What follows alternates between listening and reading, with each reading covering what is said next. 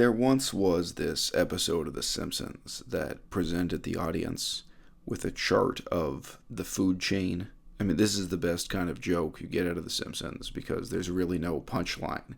It's just asserting to you, in a deadpan serious manner, this is the absurdity of how people think about the food chain. The food chain just becomes an excuse for whatever people want to believe, like that people should be able to eat ostriches and crocodiles, whatever. The misinformation that's circulating all around the mainstream media now about China's policy in Xinjiang, there's one man standing at the center of it all. Very much like this joke from The Simpsons. And yes, I realize it's a really bad idea to open my video with a cultural reference that's older than 80% of my audience. I'd probably be way better off opening this video with a joke about Bonnie Rebecca. Chunky, flaky. Chunky, flaky. Chunky, flaky.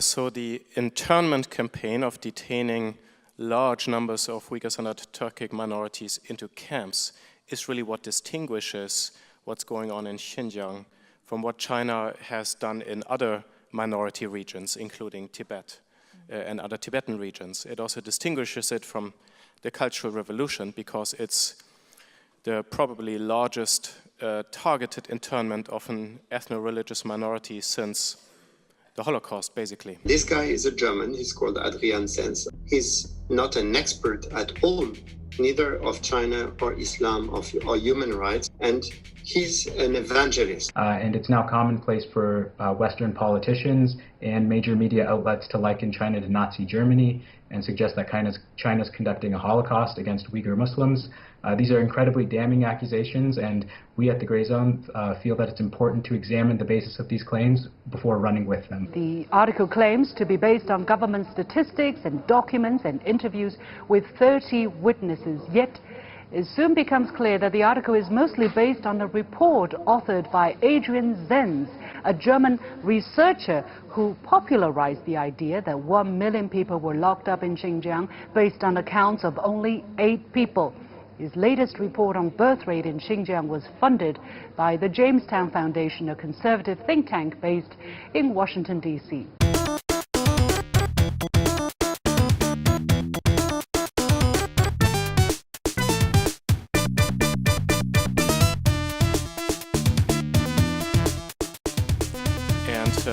So the internment campaign has established an estimated 1,000 to 1,200 internment camps all over the area. They are of different types, and we have witness accounts.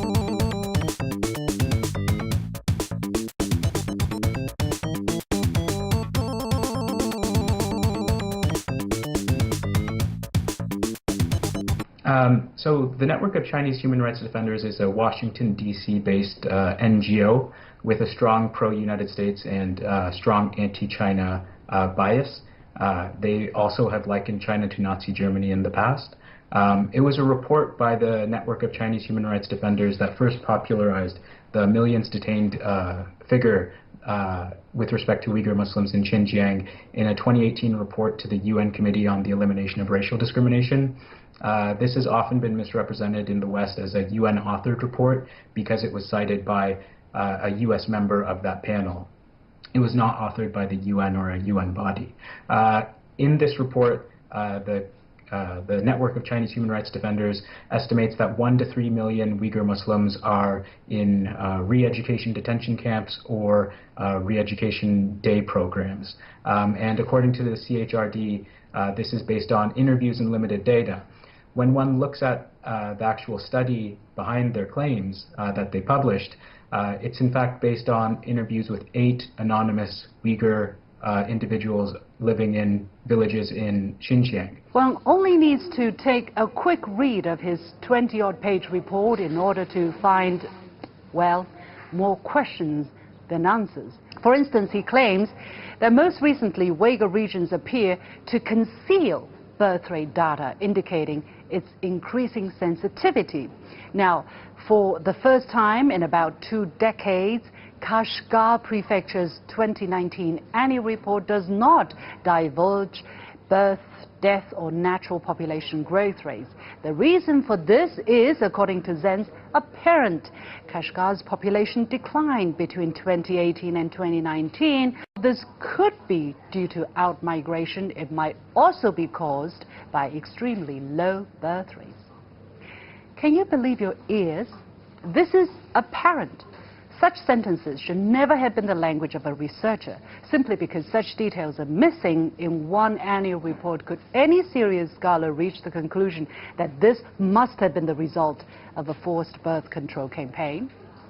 Zenz was right about the population of Kashgar Prefecture declining from 2018 to 2019 from 4.63 million to 4.62 million. The difference was around 10,000 people, less than 0.2%. And according to my sources, the number of Han people in Kashgar actually dropped more than Uyghur people. So on what basis could he extrapolate that there was extremely low birth rates among Uyghur women only? Zenz himself couldn't exclude out-migration as a factor either. So the reason is apparent, except that he is only speculating. I would classify them as either psychological torture or physical torture. The first are camps where people describe of being interned and being forced to undergo re-education sessions, which is hour-long sessions of memorizing, reciting, and learning about communist propaganda, which oftentimes they don't intellectually grasp at all, but they're having to repeat it, of Chinese language. And what they also very much get told is that the law is above religion, in the sense of they are forced to give up their religion. They're forced to renounce religious belief. He's a member of an American organization which is called Victims of Communism Memorial Foundation, which is far-right organization in the US with people coming from the CIA. This is a joke. I mean, this is really a joke, because this guy, you just have to look behind. Yeah. So I think this is very important, because the whole business, the whole thing today is coming from one guy, who's supported by organization in the United States and far-right organization. He writes, by 2019, Xinjiang planned for over 80% of women of childbearing age in the rural southern four minority prefectures to be subjected to birth control measures with long-term effectiveness. He provided a source link, which is the Xinjiang Health Commission's budget report issued on January 29, 2019. But this sentence or such information is nowhere to be found in this budget report. So while we had a lot of people in camps being built and camps growing, that's an easy thing to be outraged about. That's an easy thing to actually bring to United Nations and other places, in people locked up in internment camps. China, now we are late in the game, and China is moving away from that. China is now releasing people by determination. Many people are being released, and the Karakash list leaked document also proves a large share of release of people into what? Into the unfreedom of a sophisticated police state. If you want to know what kind of guy Adrian Zenz is, I'd encourage you, just this once, to try judging a book by its cover. You know what? Just try judging this particular book and its author by its title. Yeah, go ahead, take a moment, read the title in full. That tells you a lot about what kind of a crackpot Adrian Zenz is. I am not suggesting to you that he works for or with the CIA, because I'd like to imagine that the CIA works with a higher caliber of individual. Oh, and if you object that you would never judge a book by its cover, well, you can find the whole book online. You could read it yourself. But tell me something.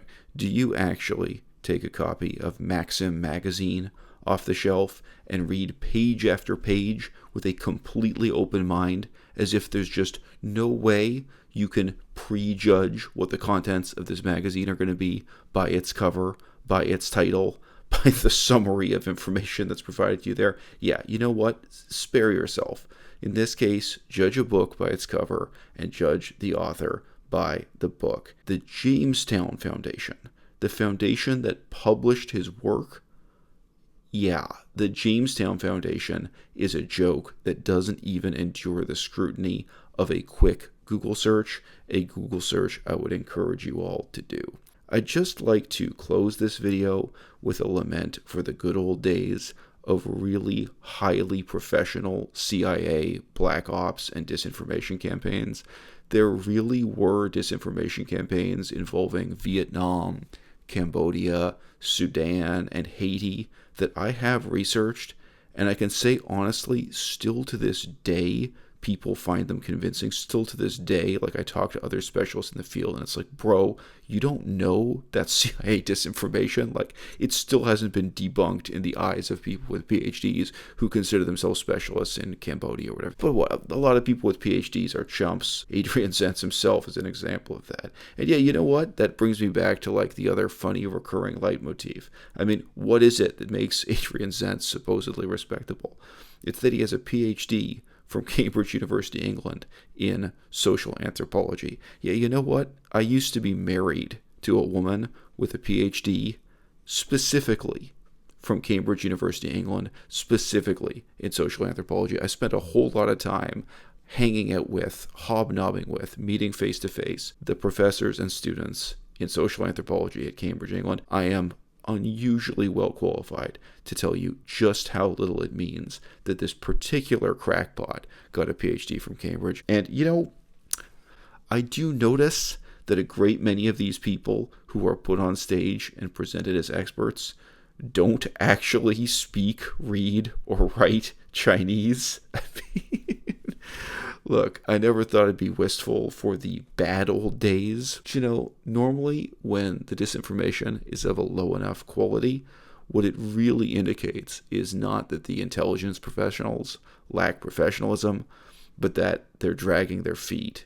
Like, they don't really want the lie to be convincing or believable. If you look at the cover-up of the assassination of RFK, not JFK, RFK, two different guys, there are so many obvious holes in the story that you really have to wonder, is it that the people participating in this assassination, you know, were inept? Or is it that they really wanted it to be discovered? For people who really are career intelligence professionals, that's the main way they can express their dissatisfaction with the leadership of someone like George W. Bush or the leadership of someone like Donald Trump. They can't really object, they can't really protest, but yeah, they can drag their heels and do a really transparently shitty job.